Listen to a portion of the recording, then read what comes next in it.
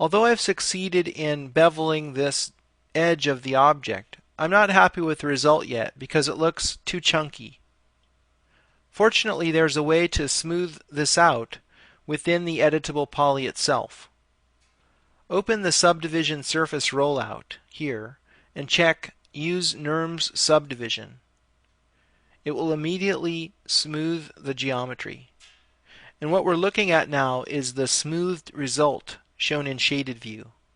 The original low poly geometry is shown in orange. This is called the cage, and you can toggle the cage on and off here.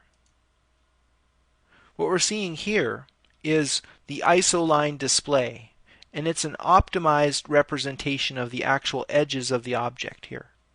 If I turn that off, we see the edges as they exist after smoothing and subdivision. So let's leave that on. It looks better with isoline display. And let's use 2 iterations to make it even smoother. To get a better look at this, I'll go to the top level and turn off edged faces for a moment. Now I'm happy with the way that that looks now, but I don't really like the way that the top has been curved. After all, I want this light fixture to rest flush on the ceiling plane. And right now there's a tiny curvature to the surface. You can see that better if you look at it in the front viewport. It's curved. In fact, all of the geometry in this object was subdivided and smoothed. I'll go back to perspective now, and let's fix this issue. I'll go to the polygon level and select this upper polygon. It doesn't look like what I modeled. What we're selecting here is the smoothed result.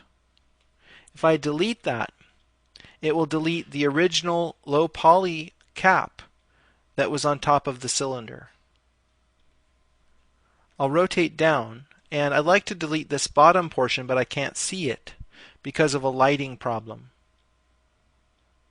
I'll configure the viewport to use 2 lights. Now I can see it.